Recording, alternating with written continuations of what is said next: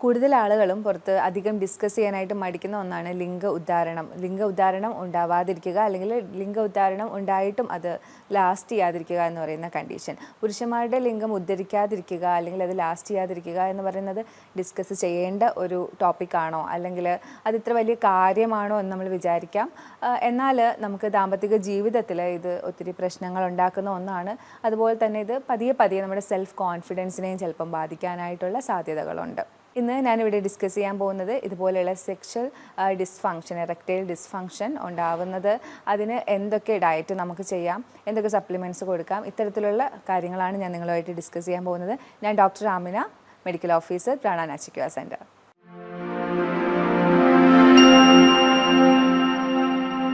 ലൈംഗികത എന്ന് പറയുന്നത് ഒരു കോംപ്ലക്സ് ആയിട്ടുള്ള ഒരു സിസ്റ്റമാണ്. അതിനകത്ത് നമ്മുടെ ഹോർമോൺസ് ഇൻവോൾവ് ആവുന്നുണ്ട്, നാഡീവ്യൂഹങ്ങൾ ഇൻവോൾവ് ആവുന്നുണ്ട്, അതുപോലെ തന്നെ രക്തക്കുഴലുകൾ ഇൻവോൾവ് ആവുന്നുണ്ട്, ഹോർമോൺ ഇൻവോൾവ് ആവുന്നുണ്ട്, വികാരങ്ങൾ ഇൻവോൾവ് ആവുന്നുണ്ട്. ഇത്രയും കോംപ്ലക്സ് ആയിട്ടുള്ള ഒരു പ്രവൃത്തി ആയതുകൊണ്ട് തന്നെയാണ് ഇതിന് ഇത്രയും കോംപ്ലക്സ് ഉള്ളത്. ഇതിലേതൊന്നിന് പ്രശ്നം വന്നാലും ലിംഗം ഉദ്ധരിക്കാതിരിക്കാം. മെഡിക്കൽ കണ്ടീഷൻസ് ആയിട്ടുള്ള ഡയബറ്റീസ്, അതുപോലെ തന്നെ ഹാർട്ടിൻ്റെ കണ്ടീഷൻസ്. ഡയബറ്റീസിൽ മെയിനായിട്ട് നിങ്ങൾക്ക് എല്ലാവർക്കും അറിയാം, ഡയബറ്റീസ് ക്രമേണ ഞാൻ മുമ്പ് ഡിസ്കസ് ചെയ്തിട്ടുണ്ട്, നമ്മുടെ നാഡീവ്യൂഹങ്ങളെയാണ് ബാധിക്കുന്നത്. അങ്ങനെ നാഡീവ്യൂഹങ്ങളെ ഡയബറ്റീസ് ബാധിക്കുന്നത് ലിംഗത്തിലേക്കുള്ള നാഡിയും ബാധിക്കുന്നുണ്ട്. അങ്ങനെ ലിംഗത്തിലേക്കുള്ള നാഡീവ്യൂഹത്തിനെ ബാധിക്കുമ്പോൾ ഉദ്ധാരണം നടക്കാതെ വരാം. അതുപോലെ തന്നെ രക്തക്കുഴലുകൾ, കാർഡിയാക് ഡിസ്ഫങ്ഷൻസ് വരുമ്പോഴും ഇതുപോലെ രക്തം പമ്പ് ചെയ്യുന്നതിൻ്റെ കുഴപ്പമാണല്ലോ കാർഡിയാക് ഡിസ്ഫങ്ഷൻസിൽ വരുന്നത്. അതായത് ഹൃദയത്തിൻ്റെ പരമായിട്ടുള്ള എന്തെങ്കിലുമൊക്കെ പ്രോബ്ലംസ് വരുമ്പോഴും ഇതുപോലെ രക്തം പമ്പ് ചെയ്യുന്നില്ല നമ്മുടെ പെനിസിലേക്ക്, അല്ലെങ്കിൽ ലിംഗത്തിലേക്ക് ആവശ്യത്തിനുള്ള ബ്ലഡ് എത്തുന്നില്ല. അപ്പോൾ ഇത്തരം സാഹചര്യങ്ങളിലും ലിംഗം ഉദ്ധരിക്കാതെ വരാം. അതുകൊണ്ടാണ് ഞാൻ ആദ്യമേ പറഞ്ഞത് കോംപ്ലക്സ് ആയിട്ടുള്ള ഒന്നായത് പലതും ഇതിൽ ഇൻവോൾവ് ആയതുകൊണ്ടാണ് പെട്ടെന്ന് ഇത്തരം പ്രശ്നങ്ങൾ വരുന്നത്. ഇതിൽ ഏതൊരു പാർട്ട്, ഇപ്പം രക്തക്കുഴലിൻ്റെ പ്രശ്നമായാലും നാഡീവ്യൂഹത്തിൻ്റെ പ്രശ്നമായാലും അത് ഇതിനെ ബാധിക്കുന്നു. അതുകൊണ്ടാണ് ഇങ്ങനത്തെ പ്രശ്നങ്ങൾ കൂടുതലായും കണ്ടുവരുന്നത്. ചില മെഡിസിനുകൾ, അതായത് BP-യുടെ മെഡിസിൻ, അല്ലെങ്കിൽ പെയിനിൻ്റെ മെഡിസിൻ, കുറച്ച് ആൻറ്റി ഡിപ്രഷൻ മെഡിസിനൊക്കെ നമുക്ക് ഇത് എടുക്കുന്നവർക്ക് ലിംഗം ഉദ്ധരിക്കാറില്ല. അതുപോലെ തന്നെ ചില സൈക്കോളജിക്കൽ ഡിസോർഡർ ആയിട്ടുള്ള ആൻസൈറ്റി ഡിസോർഡറും ഡിപ്രഷനും ഒക്കെ ഉള്ളവർക്കും ലിംഗം ഉദ്ധരിക്കില്ല. അതുപോലെ ഓവർ വെയ്റ്റ്, ഒബേസിറ്റി പോലുള്ള രോഗങ്ങൾ വരുന്ന സാഹചര്യങ്ങളിൽ ഇത്തരം ലിംഗ ഉദ്ധാരണക്കുറവ് കണ്ടുവരാറുണ്ട്. നമ്മൾ കൂടുതലായിട്ടും ഡ്രഗ്സും ആൽക്കഹോളും ഉപയോഗിക്കുന്നവരിൽ നമുക്കറിയാം, ആൽക്കഹോളും ഡ്രഗും ഒക്കെ കൂടുതൽ ഉപയോഗിക്കുമ്പോഴത്തേക്കും രക്തക്കുഴലുകളെയും നാഡീവ്യവസ്ഥയെ ഇത് നെഗറ്റീവായിട്ട് ബാധിക്കുന്നുണ്ട്. അപ്പോൾ ഉറപ്പായിട്ടും അത് ലിംഗത്തിനെ ബാധിക്കും, ഉദ്ധാരണം നടക്കാതെ വരും, ലാസ്റ്റ് ചെയ്യാതെ വരും. ലിംഗ ഉദ്ധാരണം നടക്കുന്നില്ല, അല്ലെങ്കിൽ ലിംഗ ഉദ്ധാരണത്തിന് പ്രശ്നമുണ്ട്, എറക്ടൈൽ ഡിസ്ഫങ്ഷൻ ഉണ്ട് എന്ന് നമുക്ക് എങ്ങനെ അറിയാം? ലിംഗം ഉദ്ധരിക്കില്ല, അല്ലെങ്കിൽ ഉദ്ധരിച്ച ലിംഗം കൂടുതൽ നേരം ലാസ്റ്റ് ചെയ്യില്ല ബെഡ് ടൈമിൽ, അല്ലെങ്കിൽ നമുക്ക് ലൈംഗിക താല്പര്യങ്ങൾ ഉണ്ടാവാതെ ഇരിക്കാം. ഇത്തരം സാഹചര്യങ്ങളിലാണ് നമുക്ക് അതൊരു എറക്ടൈൽ ഡിസ്ഫങ്ഷൻ ആണ്, അല്ലെങ്കിൽ ഉദ്ധാരണക്കുറവ് ഈ വ്യക്തിക്കുണ്ട് എന്ന് നമുക്ക് പറയാൻ കഴിയുന്നത്. ഇത്തരം ലിംഗം ഉദ്ധരിക്കാതെ ഇരിക്കുന്ന അവസ്ഥ, അല്ലെങ്കിൽ ഉദ്ധാരണക്കുറവ് അനുഭവിക്കുന്നവർ ഇത് ഡയറ്റിൻ്റെ പ്രശ്നമാണോ എന്ന് എപ്പോഴും, എല്ലാം ഡയറ്റിൻ്റെ പ്രശ്നം കാരണമാണല്ലോ, അപ്പോൾ ഇതിനൊരു പങ്ക് ഡയറ്റിലുണ്ടോ എന്ന് നമുക്ക് എന്തായാലും ഒരു സംശയം ഉണ്ടാവും.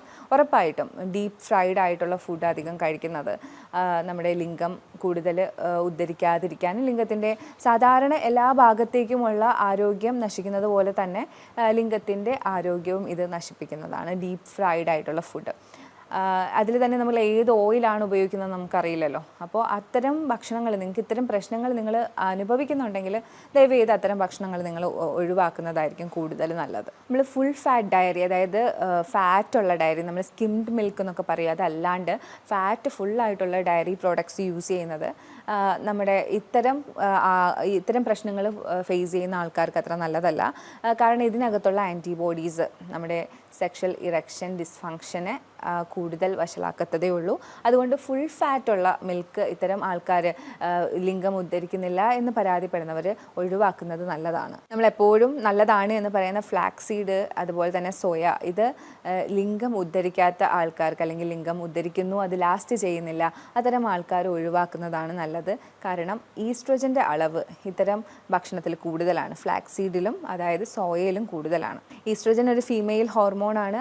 അതുകൊണ്ട് തന്നെ ഇത് കൂടുമ്പോഴത്തേക്കും ടെസ്റ്റോസ്റ്റിറോണിൻ്റെ പ്രവർത്തനം നന്നായി നടക്കില്ല. ഇത്തരം സെക്ഷൽ ഡിസ്ഫങ്ഷൻ ലൂടെ കടന്നു പോകുന്നവർ എന്ത് കഴിക്കണം, എന്ത് കഴിച്ചാലാണ് ഇത്തരം ഉദാഹരണം കുറയുന്നത്, അതിനെ പരിഹരിക്കാൻ പറ്റുക എന്നുള്ളത് എപ്പോഴും നമുക്കൊരു കൺഫ്യൂഷനും അല്ലെങ്കിൽ ടെൻഷനും നമുക്ക് എപ്പോഴും ഉണ്ടാവും. നമ്മൾ ഒത്തിരി റെഫർ ചെയ്യും. അപ്പോൾ ഇവിടെ ഞാൻ കുറച്ച് സ്റ്റഡീസിലൊക്കെ വന്നിരിക്കുന്ന കാര്യങ്ങളാണ് ഇവിടെ ഡിസ്കസ് ചെയ്യുന്നത്. നമുക്ക് വാട്ടർമെലൺ വളരെ നല്ലതാണ്. വാട്ടർമെലണിൽ അടങ്ങിയിട്ടുള്ള സിട്രുലിൻ എന്ന് പറയുന്ന ഒരു കണ്ടന്റ് ഉണ്ട്, അമിനോ ആസിഡാണ്. അപ്പോൾ ഇത് വന്നിട്ട് നമ്മുടെ ലിംഗത്തിലേക്കുള്ള രക്തയോട്ടവും ലിംഗത്തിൻ്റെ പ്രവർത്തനങ്ങളും ഒക്കെ കൂടുതൽ നന്നായി നടത്താനായിട്ട് ഹെൽപ്പ് ചെയ്യുമ്പോൾ ഒരു ഗ്ലാസ് വാട്ടർമെലൺ ഒക്കെ കുടിക്കുന്നത് വളരെ നല്ലതാണ് ഉദാഹരണത്തിന് വേണ്ടി. അതുപോലെ തന്നെ മാതളം വളരെ നല്ലതാണ്. മാതളത്തിനകത്ത് ഉള്ള ഒരു ആൻറ്റി ഓക്സിഡൻറ്റ് നൈട്രിക് ഓക്സൈഡിനെ ആക്ടിവേറ്റ് ചെയ്യും. അങ്ങനെ നൈട്രിക് ഓക്സൈഡിനെ ആക്ടിവേറ്റ് ചെയ്യുമ്പോഴത്തേക്കും ഈ നൈട്രിക് ഓക്സൈഡ് ചെയ്യുന്നത് എന്ന് പറഞ്ഞാൽ നൈട്രിക് ഓക്സൈഡ് നമ്മുടെ എല്ലാ കാര്യങ്ങളെയും ഉത്തേജിപ്പിക്കുന്ന ഒരാളാണ് നൈട്രിക് ഓക്സൈഡ്. ഇത് വന്നിട്ട് ലിംഗത്തിനെയും ഉത്തേജിപ്പിക്കാനായിട്ട് സഹായിക്കും. അങ്ങനെ ലിംഗ ഉദ്ധാരണം കൂടുതലായിട്ട് നമുക്കുണ്ടാവും. അതാണ് പോമഗ്രാനൈറ്റിൻ്റെ ഒരു ഉപയോഗം. നമ്മുടെ മാതളം കഴിക്കുന്നത് വളരെ നല്ലതാണ്. ഉറുമാൻ പഴം, മാതളം എന്നൊക്കെ പറയും. അതുപോലെ തന്നെ അത്തിപ്പഴം, ഫിഗ്, ഇതൊരു ഡ്രൈ ഫ്രൂട്ടാണ്. ഈ ഡ്രൈ ഫ്രൂട്ട് നമ്മൾ എടുക്കുന്നതിലൂടെ നമുക്ക് ഒത്തിരി എനർജി കിട്ടുന്നുണ്ട്. ഒത്തിരി എനർജി ഉള്ളതാണ് ഈ ഡ്രൈ ഫ്രൂട്ട്. അപ്പോൾ അത് നമുക്കിങ്ങനെ പാലിനകത്ത് കുതിർത്ത് രാവിലെ എടുക്കാവുന്നതാണ്. എല്ലാ രീതിയിലും ഈ ഡ്രൈ ഫ്രൂട്ട് വളരെ നല്ലതാണ് ബോഡിക്ക്. അതിനോടനുബന്ധിച്ച് തന്നെ ലിംഗത്തിൻ്റെ ഉദ്ധാരണത്തിനും ഈ ഡ്രൈ ഫ്രൂട്ടായിട്ടുള്ള അത്തിപ്പഴം ഒത്തിരി സഹായിക്കുന്നുണ്ട്. ആൻറ്റി ഓക്സിഡൻസ് കൂടുതൽ അടങ്ങിയിട്ടുള്ള അവക്കാഡോസ്, ഒലിവ് ഓയിൽസ്, അത്തരം ഫുഡുകളൊക്കെ ഉൾപ്പെടുത്തി കഴിഞ്ഞാൽ നമുക്ക് ലിംഗോദ്ധാരണത്തിന് സഹായിക്കും. എപ്പോഴും നല്ല ക്ലീനായിട്ടുള്ള ഭക്ഷണം കഴിക്കുക. അതായത് ക്ലീൻ എന്ന് പറയുമ്പോഴത്തേക്കും വൃത്തിയുള്ള അടുക്കളയിൽ ഉണ്ടാക്കിയതെന്നല്ല, അത് ടോക്സിൻസ് കുറഞ്ഞ ഭക്ഷണം കഴിക്കുക. നമ്മളിവിടെ വരുമ്പോഴത്തേക്ക് എപ്പോഴും ഞാൻ പേഷ്യൻസിനോട് പറയും, ഇവിടെ ക്ലീൻ ആയിട്ടുള്ള ഭക്ഷണമാണ് നിങ്ങൾക്ക് തരുന്നത്. അതിൻ്റെ അർത്ഥം ഒരിക്കലും അത് ക്ലീനായിട്ടുള്ള കിച്ചണിൽ ഉണ്ടാക്കിയെന്നല്ല.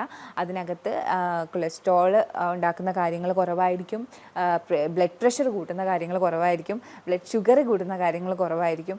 അതുപോലെ തന്നെ മറ്റുള്ള ടോക്സിൻസൊക്കെ വളരെ കുറവായിരിക്കും. അതാണ് ഈ ക്ലീൻ ഫുഡ് എന്ന് പറയുന്നത്. കൂടുതലായിട്ടും അധികം കരിച്ചും പൊരിച്ചും എടുക്കാത്ത ഫുഡ്, ആവിയിൽ വേവിച്ചത്, അധികം സ്പൈസ് ആഡ് ചെയ്യാത്തത്, ആവശ്യത്തിന് എല്ലാം ഒരു ബ്ലാൻഡ് ലെവലിൽ ആയിരിക്കും കഴിക്കുന്നത്. അപ്പോൾ അത്തരം ഭക്ഷണക്രമങ്ങൾ എപ്പോഴും നമ്മുടെ ശരീരത്തിനെ ഉത്തേജിപ്പിക്കും.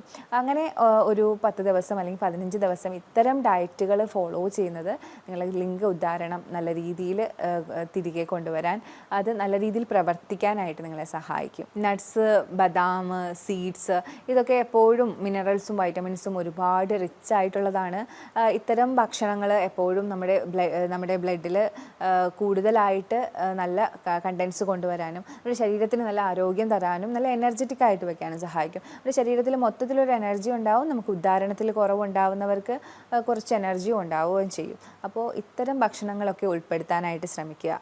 അതുപോലെ തന്നെ ഗ്രേപ്പ്, ബീട്രൂട്ട് ഒക്കെ ഇത്തരം ഉദ്ധാരണം കൂട്ടാൻ സഹായിക്കുന്നു എന്ന് പറയുന്നുണ്ട്. പക്ഷേ തണ്ണിമത്തനിൽ പ്രത്യേകം സ്റ്റഡികൾ തന്നെയുണ്ട്. തണ്ണിമത്തൻ സിട്രുലിൻ അടങ്ങിയിട്ടുള്ളത് കൊണ്ട് ലിംഗ ഉദ്ധാരണത്തിന് ഒത്തിരി സഹായിക്കുന്നുണ്ടെന്ന്. പക്ഷേ ഗ്രേപ്പും നമ്മുടെ മുന്തിരിയിലും ബീട്രൂട്ടിലൊന്നും സ്റ്റഡീസ് ഇല്ല. പക്ഷേ ലിംഗ ഉദ്ധാരണത്തിന് ഒരുപാട് സഹായിക്കുന്നുള്ള, നമ്മുടെ തണ്ണിമത്തനെ പോലെ സഹായിക്കുന്നുണ്ട് എന്നാണ് പറയപ്പെടുന്നത്.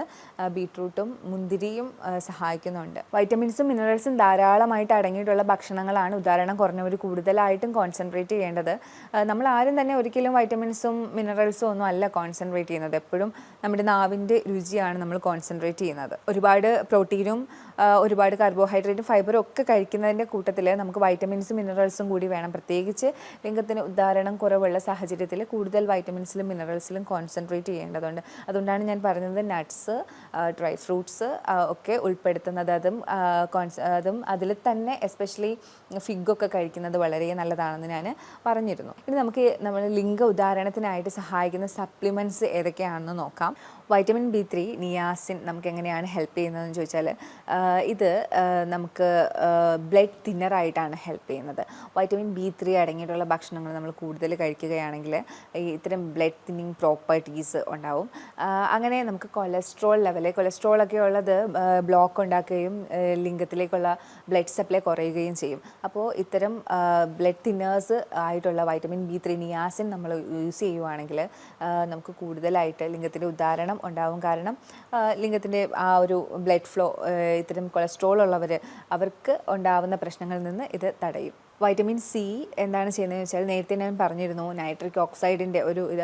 അപ്പോൾ നൈട്രിക് ഓക്സൈഡിൻ്റെ ലെവൽ കൂടും. അപ്പോൾ ഞാൻ നേരത്തെ പറഞ്ഞതുപോലെ നൈട്രിക് ഓക്സൈഡ് സാധാരണ എല്ലാ ഉത്തേജനങ്ങളും നടത്തുന്നത് നൈട്രിക് ഓക്സൈഡാണ്. അപ്പോൾ ഈ നൈട്രിക് ഓക്സൈഡ് ലിംഗത്തിൻ്റെ ഉദ്ധാരണവും ഇത് കൂട്ടും. അങ്ങനെ വൈറ്റമിൻ സി അടങ്ങിയിട്ടുള്ള ഭക്ഷണങ്ങൾ നിങ്ങൾ കൂടുതൽ കഴിക്കുമ്പോൾ ഉദ്ധാരണം കൂടാനായിട്ട് സഹായിക്കും. വൈറ്റമിൻ ഡി എപ്പോഴും ഹോൾ ഫങ്ഷന് വേണ്ടിയിട്ടുള്ളതാണ്. സ്കിന്നായാലും ബോണായാലും എല്ലാത്തിനും വേണ്ടിയിട്ടുള്ളതാണ്. ഇപ്പോൾ വൈറ്റമിൻ ഡി എഗ്ഗിലും ഫിഷിലും ഒക്കെയാണ് കൂടുതലായിട്ടും അടങ്ങിയിരിക്കുന്നത്, പിന്നെ ഡയറക്റ്റ് സൺലൈറ്റൊക്കെ. അപ്പോൾ വൈറ്റമിൻ ഡിയുടെ സപ്ലിമെൻറ്റ് നിങ്ങൾക്ക് എടുക്കാം ഇത്തരം അവസരങ്ങളിൽ. അത് കുറവാണെങ്കിൽ അത് സപ്ലൈ ചെയ്ത് കൊടുക്കാം. കാരണം ഓവറോൾ ഹെൽത്തിന് ആവശ്യമായിട്ടുള്ളതാണ് വൈറ്റമിൻ ഡി എന്ന് പറയുന്നത്. അതുപോലെ തന്നെ സിങ്കിൻ്റെ സപ്ലിമെൻറ്റ്സ് ടെസ്റ്റോസ്റ്റിറോണിനെ നിയന്ത്രിക്കുന്നുണ്ട്. സിങ്കിൻ്റെ സപ്ലിമെൻറ്റ്സ് നിങ്ങൾക്ക് എടുക്കാം. അതുപോലെ തന്നെ വൈറ്റമിൻ B9 അതായത് ഫോളേറ്റ് എടുക്കുന്നതിലൂടെ നമുക്ക് മൂഡ് സ്റ്റെബിലൈസിങ് ആണ്. നമ്മൾ ആദ്യം തന്നെ ഡിസ്കസ് ചെയ്തതാണ് മൂഡ്. നമ്മുടെ എല്ലാ രീതിയിലുള്ള ഒരു ബാലൻസും ഇതിനകത്ത് വേണം. അപ്പോൾ മൂഡ് സ്റ്റെബിലൈസർ ആയിട്ടുള്ള ഇതും എടുക്കുകയാണെങ്കിൽ സ്ട്രെസ് ലെവലും കാര്യങ്ങളും ആൻസൈറ്റിയും ഒക്കെ ഒന്ന് കുറഞ്ഞു കിട്ടും. വൈറ്റമിൻ ഇ ടെസ്റ്റോസ്റ്റിറോൺ കൂടാനായിട്ട് സഹായിക്കും, മെയിൽ ഹോർമോൺ ആയിട്ടുള്ള. അപ്പോൾ വൈറ്റമിൻ ഇ എടുക്കുന്നതും വളരെ നല്ലതാണ്. ലാർജിനിൻ അടങ്ങിയിട്ടുള്ള പംകിൻ സീഡ്സും അതുപോലെ സീഡ് വർഗ്ഗങ്ങളൊക്കെ എടുക്കുമ്പോൾ നൈട്രിക് ഓക്സൈഡിൻ്റെ കൂടുതലാണ് ഉണ്ടാകുന്നത്. നൈട്രിക് ഓക്സൈഡ് ഞാൻ നേരത്തെ പറഞ്ഞതുപോലെ ഉദ്ധാരണങ്ങളെയാണ് ഹെൽപ്പ് ചെയ്യുന്നത്. അതോടുകൂടി ലിംഗത്തിൻ്റെ ഉദ്ധാരണത്തിനെ ഇത് ഹെൽപ്പ് ചെയ്യുന്നുണ്ട്. മഗ്നീഷ്യം എപ്പോഴും നല്ലതാണ്. മഗ്നീഷ്യം കുറഞ്ഞു പോയാൽ ലിംഗത്തിൻ്റെ ഉദ്ധാരണം കുറയും. മഗ്നീഷ്യം എപ്പോഴും ബ്ലഡ് വെസൽസിനെ കൂടുതൽ നല്ല ആരോഗ്യകരമായിട്ട് വെക്കാനായി റിലാക്സ് ചെയ്യുന്ന ഒന്നാണ് മഗ്നീഷ്യം എന്ന് പറയുന്നത്. അപ്പോൾ ഇതിൻ്റെ കുറവ് നമ്മുടെ ബ്ലഡ് വെസൽസിനെ കൺസ്ട്രക്റ്റ് ചെയ്യുകയും ലിംഗത്തിൻ്റെ ഉദ്ധാരണം കുറയ്ക്കുകയും ചെയ്യും. ഇത് നമുക്ക് കൂടുതലായിട്ടും അവക്കാഡോസ്, ലെഗ്യൂംസ് ഒക്കെ ഉപയോഗിക്കാം മഗ്നീഷ്യം കൂടുതലായിട്ട് നമുക്ക് കിട്ടാനായി. ടെസ്റ്റോസ്റ്റിറോൺ ഇത്രയും ഇമ്പോർട്ടൻ്റ് ആണോ, ഇത്രയും യൂസ്ഫുൾ ആണോ എന്ന് നമുക്ക് എന്തായാലും തോന്നാം. ടെസ്റ്റോസ്റ്റിറോണിനെ ഇമ്പ്രൂവ് ചെയ്യുന്നത് വളരെ ആവശ്യമായിട്ടുള്ള ഒന്നാണ് ഉദാഹരണത്തിൽ. കാരണം നമ്മുടെ മസിലിൻ്റെ സ്ട്രെങ്ത്, ബോണിൻ്റെ സ്ട്രെങ്ത്, അതുപോലെ തന്നെ സ്പേം കൗണ്ട് കൂട്ടാനായിട്ട്, സ്ട്രോങ് ആയിട്ടുള്ള ബോൺ ഉണ്ടാവാനായിട്ടൊക്കെ നമുക്ക് നമ്മുടെ ടെസ്റ്റോസ്റ്റിറോണിൻ്റെ ആവശ്യമുണ്ട്. അതുകൊണ്ട് തന്നെയാണ് എടുത്തെടുത്ത് ടെസ്റ്റോസ്റ്റിറോണിൻ്റെ കാര്യം പറയുന്നത്. സിങ്ക്, അതായത് വൈറ്റമിൻ ഇ ഒക്കെയാണ് ടെസ്റ്റോസ്റ്റിറോൺ കൂടാനായിട്ട് സഹായിക്കുന്നത്. അതുപോലെ തന്നെ ഞാൻ അവോയ്ഡ് ചെയ്യാൻ പറഞ്ഞത് ഫ്ലാക്സ് സീഡും സോയയുമാണ്. കാര്യം അത് ടെസ്റ്റോസ്റ്റിറോണിനെ കുറയ്ക്കും. എങ്ങനെയാണെന്ന് ചോദിച്ചാൽ ഈസ്ട്രോജനെ കൂട്ടും, അത് ഫീമെയിൽ ഹോർമോൺ ആയിട്ടുള്ള. അപ്പോൾ ഇത്തരം കാര്യങ്ങളാണ് നമ്മൾ മെയിനായിട്ടും സെക്ഷൽ ഡിസ്ഫങ്ഷൻ അനുഭവിക്കുന്ന ആൾക്കാരൊന്ന് ശ്രദ്ധിക്കേണ്ടത്. അപ്പോൾ ഇത്തരം പ്രശ്നങ്ങൾ നിങ്ങൾ ആരെങ്കിലും ഇതിലൂടെയൊക്കെ കടന്നു പോകുന്നുണ്ടെങ്കിൽ ഒരിക്കലും മടിക്കാതെ ഒരു ഡോക്ടറെ കാണുക. എക്സ്പേർട്ടിനെ തന്നെ കണ്ട് അതിനായിട്ടുള്ള സഹായങ്ങൾ തേടുക. ഏതൊക്കെ വൈറ്റമിൻസ് ആണ്, സപ്ലിമെൻറ്റ്സ് ആണ് നിങ്ങൾ എടുക്കേണ്ടത്, എന്തൊക്കെ ഭക്ഷണമാണ് നിങ്ങൾക്ക് ശരിയായ രീതിയിൽ കഴിക്കേണ്ടത്. കാരണം പല കോംപ്ലിക്കേഷനും ഉണ്ടാവും, ചിലപ്പം മറ്റുള്ള ഡിസീസ് ഉണ്ടാവും. അപ്പോൾ ഒറ്റയ്ക്കൊരു തീരുമാനം എടുക്കാതെ ഒരു നല്ല എക്സ്പേർട്ടിൻ്റെ സഹായത്തോടു കൂടി ഒരു നല്ല ഡയറ്റും നല്ല ട്രീറ്റ്മെൻറ്റ് പ്ലാനും ഒക്കെ കണ്ടെത്തുക. എന്തായാലും ഇതിനൊക്കെ ശാശ്വതമായിട്ടുള്ള പ്രതിവിധി തന്നെ ഉള്ള രോഗങ്ങളാണ്. ഇതൊരു രോഗം എന്ന് പോലും പറയാൻ പറ്റില്ല, ഒരു കണ്ടീഷനാണ്. ഞാൻ പറഞ്ഞതിൽ നിങ്ങൾക്ക് എന്തെങ്കിലുമൊക്കെ ഡൗട്ട് ഉണ്ടെങ്കിൽ ഈ കാണുന്ന നമ്പറിൽ നിങ്ങൾക്ക് കോൺടാക്റ്റ് ചെയ്യാവുന്നതാണ്. അടുത്തൊരു വീഡിയോയിലേക്ക് കാണുന്നത് വരെ ബൈ.